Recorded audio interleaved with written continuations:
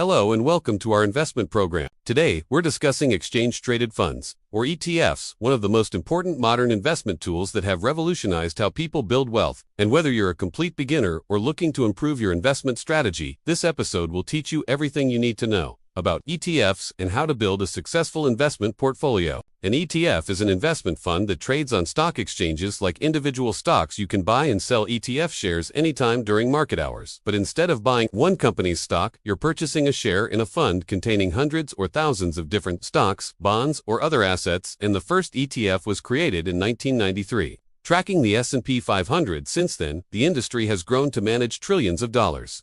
Worldwide, due to the numerous advantages ETFs offer investors, the key difference between ETFs and individual stocks lies in diversification, where individual stocks expose you to one company's risk, and if that company fails, you lose your investment. While ETFs spread risk across many companies, so poor performance from one holding has minimal impact on your overall investment.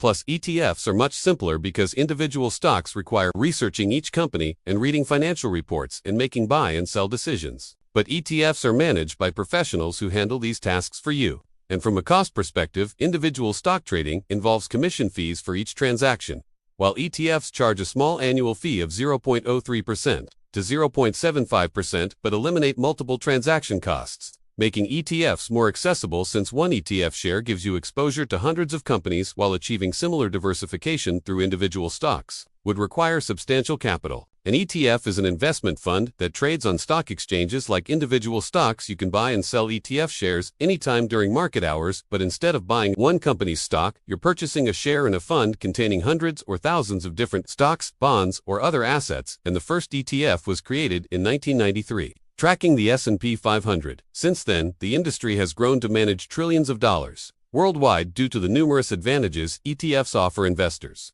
The key difference between ETFs and individual stocks lies in diversification, where individual stocks expose you to one company's risk, and if that company fails, you lose your investment, while ETFs spread risk across many companies, so poor performance from one holding has minimal impact on your overall investment. Plus, ETFs are much simpler because individual stocks require researching each company and reading financial reports and making buy and sell decisions. But ETFs are managed by professionals who handle these tasks for you. And from a cost perspective, individual stock trading involves commission fees for each transaction, while ETFs charge a small annual fee of 0.03% to 0.75% but eliminate multiple transaction costs, making ETFs more accessible since one ETF share gives you exposure to hundreds of companies while achieving similar diversification through individual stocks would require substantial capital. For long-term investing, the best ETFs include the eShares Core S&P 500 ETF with ticker IVV that tracks the 500 largest U.S. companies with historical returns of 8 to 10% annually, the Vanguard Total Stock Market ETF with ticker VI that invests in all U.S. publicly traded stocks, providing complete market exposure, the Invesco QQQ Trust with ticker QQQ that focuses on technology companies like Apple, Microsoft, and Amazon, offering higher returns but more volatility, the Vanguard Value ETF with ticker VTV that invests in undervalued companies with stable returns and lower volatility, the eShares Core MSCI Total International Stock ETF with ticker IXIS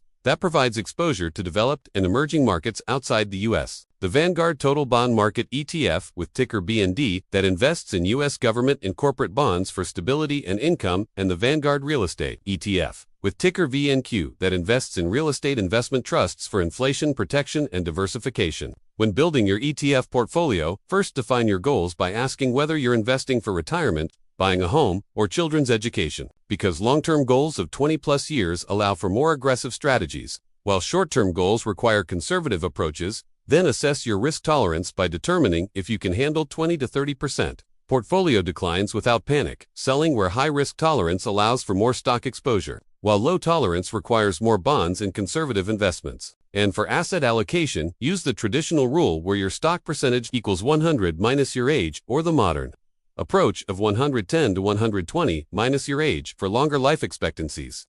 For portfolio examples, a conservative low-risky portfolio would include 40% U.S. stocks, using VTI 20% international stocks, using IXIS 30% bonds, using BND, and 10% real estate using VNQ, while a balanced moderate risk portfolio would have 50% U.S. stocks, 25% international stocks, 20% bonds, and 5% real estate, and an aggressive higher risk portfolio would contain 60% US stocks, 30% international stocks, 5% bonds, and 5% real estate. Remember to rebalance your portfolio every 6 to 12 months by reviewing allocations. And if they drift more than 5 to 10% from targets, sell overperforming assets and buy underperforming ones, which forces you to buy low and sell high. And most importantly, start early because time is your greatest asset. Since someone investing $200 monthly starting at age 25 will have $1.4 million by age 65. Assuming 8% returns while starting at age 35 requires $400 monthly for the same results. When managing market volatility, understand that market downturns are normal and temporary. And if you're investing for 20+ years, short-term declines won't affect your final outcome. So do you try to time the market but maintain regular investments regardless of market conditions and view downturns as buying opportunities, not threats. Avoid these common mistakes. Insufficient diversification by putting everything in one fund or sector. Trying to time market movements, excessive trading by constantly buying and selling. Ignoring fees by not choosing low-cost funds with expense ratios under 0.25%. Making emotional decisions instead of sticking to your plan during market stress and failing to rebalance to maintain your target allocation. ETFs offer tax advantages because they're more tax efficient than mutual funds due to their structure, generating fewer taxable distributions and allowing more money to compound over time, which is especially valuable in taxable investment accounts. To get started, open an investment account with a reputable broker. Start with broad market ETFs like VTI and IXUS. Add bonds like BND. Based on your risk tolerance, invest regularly, regardless of market conditions, rebalance periodically, and stay disciplined while thinking long-term. In conclusion, ETFs have revolutionized investing by making diversified professional quality portfolios accessible to everyone. And the key to success isn't finding the perfect fund or timing the market, but starting early.